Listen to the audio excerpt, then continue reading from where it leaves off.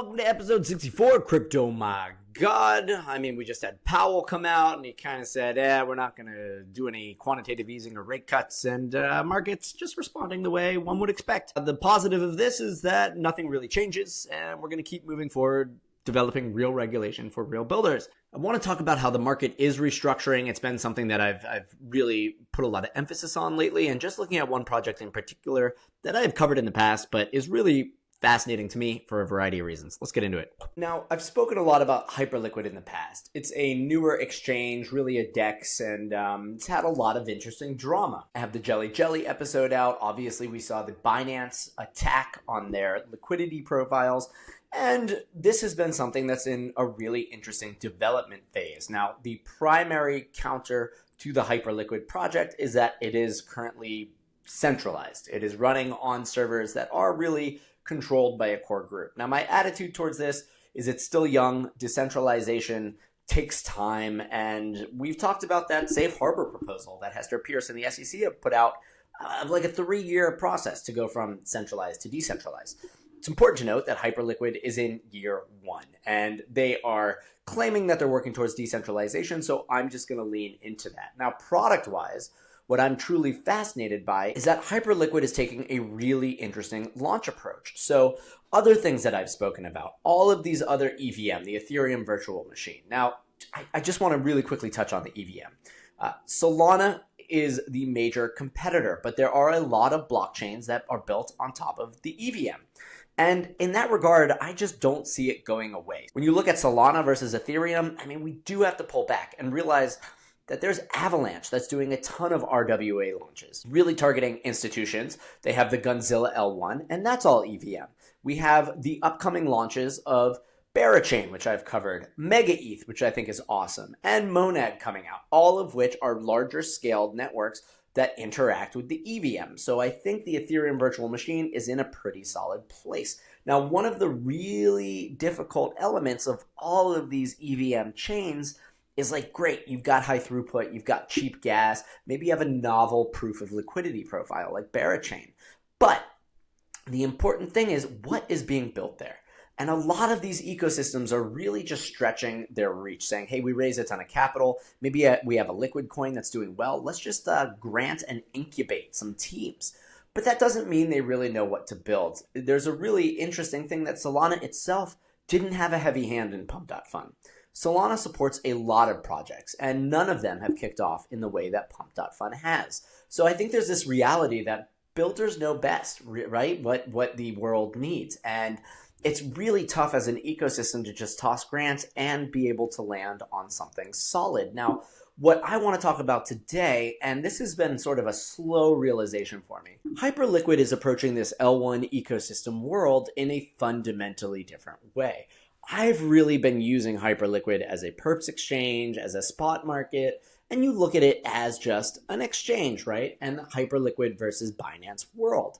But what I'm starting to grok as I spend more time with it is that they're starting with the DEX because that's the distribution capabilities. Now, whether you're on Barachain, whether you're on Monad, whether you're on MegaETH, you're going to launch a product and it's going to have its own token. And that token will likely go through all the things that I have been bitching and moaning about, which are the extractive markets that are inherent to this market structure in crypto, which I think is broken and I've talked about a lot. Now, Hyperliquid is like, hey, what if we take this different approach? What if we take that gatekeeping, which is the exchanges, right? Let's start by just making a competitive exchange. What you do need is liquidity. Like Binance is unbeatable in the fact that it has more users than everyone, which means more liquidity, which means that you can drive good trading volumes and build healthy markets. Now, we're not really seeing that, but that's the assumption. Hyperliquid is saying, hey, let's start as a DEX in this ecosystem and move our way back, expand into being an L1 like the Monads, like the Barachains, like the MegaETHs, Avalanche, Ethereum itself, right? If we can start with the distribution, which is the exchange, which is a deeply liquid exchange, then hell, people will choose to build in our world because they already are set up for the distribution capabilities. The reason I do this podcast, people ask me, Graham, what is the goal? Well, I say I want to own a distribution network. I want to get a good audience of you folk that are a little bit more interested in the realities of blockchain and cryptocurrency rather than just what coin should I buy to pump. I do think there's real world applications to this industry. They are completely mired amongst 99% of garbage, so it's a very fine thread to weave, but it's something that I want to talk about. And in the same way, distribution on the token side is all about the exchanges. So Hyperliquid's come out first and foremost saying, hey, we're the DEX of Texas, but that's just the beginning. Their real goal is to expand into one of these full-blown L1 ecosystems that's fast, that's cheap, that's performant, sure. But their edge is going to be that there is this distribution mechanic. If you build on the HyperEVM, if you build apps with DeFi, if you build a social app with a token, there is going to be a platform for trading that asset. And this is what I have come to slowly unpack and I think is really the gem in all of this. Now, that being said, there's the additional thing that Hyperliquid didn't really take VC funding. They used 10 million of their own dollars to launch this thing. So the tokens aren't super locked up in private round sales. And in a nutshell, what this means is that as a protocol, as an environment, they are carrying less debt than a lot of these other platforms. Not only that, they're using their proceeds, and we've gone over perp liquidations, which are amazing generators of proceeds, to actually buy back that token. So there's a limited token float. So this just means that tokens are out there in a much healthier way. There is buyback pressure rather than sell pressure from like venture capital and private rounds, and that they're focused on this long-term growth, which comes from the core of distribution and moves outwards towards utility. So let's just dive into it really quickly and look at it, right? Hyperliquid for the moment is still primarily its exchange. Now, I will note, you are accessing our products and services from a restricted jurisdiction. I'm in the United States. I'm not going to say that it's impossible to get around it. I'm going to leave that to y'all to figure out. But for the moment, we can't access Hyperliquid from the US. Womp womp. Hopefully that will change in time. But we start to get into the stats. And like, let's just look at its growth, right? Total volume, open interest. Like, these are pretty nice numbers. And what I want to focus on is total users. Hyperliquid's only been around, I mean, what? It came out basically at the beginning of the year, give or take. And it's got 420,000 users. So now if I go over here to Binance, I mean, the competition's, it's hot. This is going to be hard to beat. In year 2017, they had 1.5 million users, right? This is a lot. We go up and we're about, let's go to peak, 31 million users versus, just shy of 500,000. So there's clearly a lot of room to grow. However, total volume being about 1.2 billion with Binance coming out peak 24-hour trading volume. I mean, this is 24 hours, so it's hard, but like 3 billion, right? That's 2017. Now we're looking at 34. This is nuts. However, it's always tough to take down an incumbent. That is why they're the incumbent. That's why they're established. So we can see that the Binance numbers are crazy, but there is this amazing differentiator, which is that Hyperliquid is quote unquote permissionless. It's much more open. And in the same way Binance built out BNB and BSC, the Binance Smart Chain, I mean, the reality is Binance went to smart contracts from being a centralized exchange. And they built a killer ecosystem. The Binance Smart Chain, the Pancake Swap facilitates just a tremendous amount of volume. And they've built a really robust element. But this all comes back to the core of gatekeeping. And here's one of the crazy things about Binance is if we look at, let's see, this is coming from ARNDXT. I don't know how to pronounce it. Cool guy, he reached out to me. I really appreciate it, and thank you.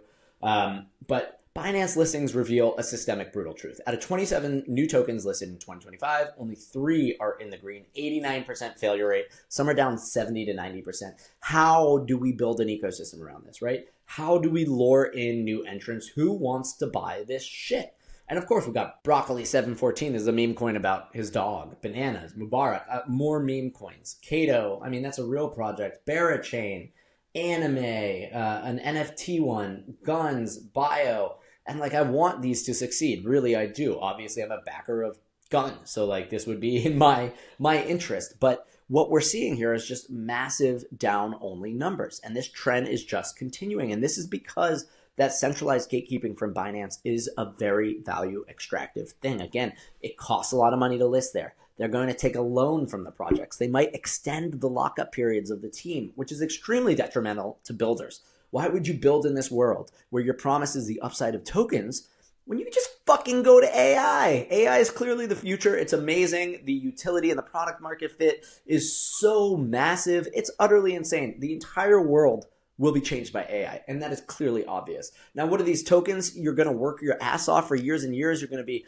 subjected to this crazy volatility. You're going to sit inside our maniacal world where the global regulations are maybe against you. The United States has been fighting you for 4 fucking years. And then suddenly Binance is going to just like hit you at the knees, cut your legs off, right? And your tokens are now locked up and brutal. So I just think this is emblematic of crypto's greatest issues right now, which is that the markets are broken and it's no longer working. And when it no longer works, we can't incentivize new entrants. And this is a self-perpetuating wheel. Now, I do believe that we ebb and we flow, that pendulums swing, and that at some point, the response to this is going to be people launching projects with healthy metrics under them. And again, case in point, Hyperliquid, right? Someone who's smart and ambitious, self-funding it so that they don't carry all that debt. I do think that debt comes very heavily across our standard chain launch pattern.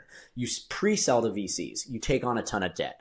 You then have to pay tokens and extend your lockup of your own tokens to these exchanges. That's not only increasing your debt, but making your debt obligations extend even farther, right? The longer we hold debt, the harder it is to repay. So all of this is just totally inverted. Hyperliquid came and said, hey, we're going to be debt free. We're going to build this kick-ass thing. And we're going to take Binance's model and we're going to build it from the inside out, but in a decentralized way. Now, of course, they need to move towards decentralization. I won't argue with that. That is a process that takes time. And I do think they're set up for that. They have the nodes, even if they're running the majority of them themselves, but they're in a position where they can start to say, hey, we're going to give away these validators. We're going to open it up. We're going to expand. And that's how you reach decentralization. And you can do it in a way that kind of tests the waters so that you make sure you don't fuck it all up.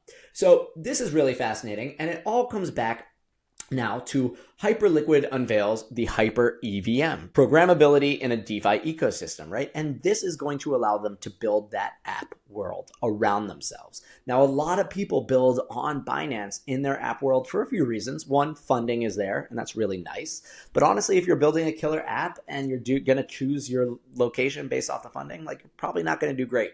Those are short-term boosts. And the longevity is just so much bigger than that. I can tell you from talking with the Pump.Fun team, they are not married to Solana. They don't really care about expanding, and they're ambitious. They want to become their own ecosystem as well. They're going to take on YouTube. They have the new content launch. So you launch a video with a token that will expand to channels. They're going to look at creator rewards. I mean, everybody wants to be their own ecosystem because that's where the value capture is. We want the fees. We want the transaction numbers. We want the volume, the MEV inside the ecosystem, maybe the trading costs, the fees associated with that. So all of this again comes back to, Hyperliquid's coming out slowly but surely. They started with a perpetuals exchange, which is a way to take the Binance approach. Let's be distribution at our core. Now, unlike Binance, there are DEX. There's no KYC, which is a tremendous feature in this current world. And they can trade Bitcoin. I mean, that's pretty amazing to me. This is something I don't often talk about, but you can post native Bitcoin to Hyperliquid and you can start trading off that. So there's a lot of money in Bitcoin, guys, and they don't really like permissioned worlds. You put a Bitcoin on to Binance and Binance says you've done something we don't like, not your keys, not your coins. So, the exchange aside, this is really what the core product is, but we have to look at it in this really interesting way, which is that distribution is the fundamentally most important thing in our ecosystem. Can I create a business? Can I launch a coin? And can I distribute that coin in a healthy way? That would mean you want as many token holders as possible, like I talk about with the early ICOs that released a lot of their tokens. With more token holders, you have greater distribution of the authority, the governance. The decentralization comes from having more people owning your token and contributing to the network. Can you do this in a permissionless fashion without having to pay out the wazoo, without taking on more debt to launch that token? I mean, how counterintuitive is it to say, I want to put a token out into the world, so I'm going to indebt it straight out of the gate? That's where the perps come from. That's why the shorting is so aggressive, which is also why these tokens all suck, because they're being launched with perps. The markets, the exchanges are so aware of this break that they will only launch you with perpetuals so that shorting can happen right out of the gate. They know the destruction of value is where it's at. I mean, I just saw a token today. I'm not going to mention the name, but they launched the perps before they launched the spot market. So the shorting, the longing, it's all happening before price discovery gets a chance. This is very fractured. Now, obviously, Hyperliquid is a perpetuals exchange. They do a really good job with meme coins, which have no value. So I really don't mind shorting them to kingdom come. But again, this is the core of why I'm fascinated by this. Now, is Hype their token to buy? I leave that up to you. I think it's pretty fascinating. It's gone through a lot of price discovery. Again, very low on debt with buyback mechanisms baked in. They generate a ton of fees. They're gaining users. They're gaining mindshare. And of course, as they expand into a programmatic ecosystem with a virtual machine access, you're only going to get more apps that generate more fees and build on top of this. So if they can keep that core of fee capture mechanisms from alt apps, from apps outside of like their core team, contributing to the Hype buyback, I mean, you are looking at a pretty fascinating asset. But at the end of the day, as I'm watching all of these ecosystems compete, I'm, big fan of, again, the low debt payment of Mega ETH, big fan of the proof of liquidity from Barachain. Monad has yet to be seen, but they have a lot coming out, very well funded, but again, larger debt taken on as a result. All of these people have to compete for what is the killer app. This is our question. And of course, a killer app has to reward its users. I'm not sure what that's going to be, but it certainly means that it's got to be as debt-free as possible for the tokens to go up. And of course, usage in an application, maybe making apps, maybe playing games, maybe making videos and content, like that probably doesn't pull in tons of tokens in the same way you would get if you were buying through a private round. So those tokens do have to go up, or that sticky factor of the token is going to be like, why the hell would I go here? I could release content on X and earn money. I mean, that's pretty cool. I can release content on YouTube, battle tested, and tons of viewership is on YouTube, and I can make money off that. Monetization's pretty clear. So I am extremely excited to see this approach, again, of distribution at the core with the ecosystem growing around it. And I really will follow it closely. It's quite exciting to me, again, in this world of honestly shit, like where just debt reigns supreme and extraction is everywhere. And I do hope that this is just one peg in the ladder of the return of a healthy crypto market. Because as I've said so many times, it's fundamentally broken and it's sad. It's disappointing to me. I come from the earlier days when there was all this hope, all this potential upside, and it now seems like that upside has moved to the private layer, which is venture capital, which is angel investors, which is people in the know. And realistically, that is not what this industry was created for. So I hope this was a little bit of a light bulb moment for you. It's taken me a while to appreciate what's going on here, and I hope that they continue to expand and that we see some really cool apps. And as always, guys, good luck out there, and I will see you tomorrow.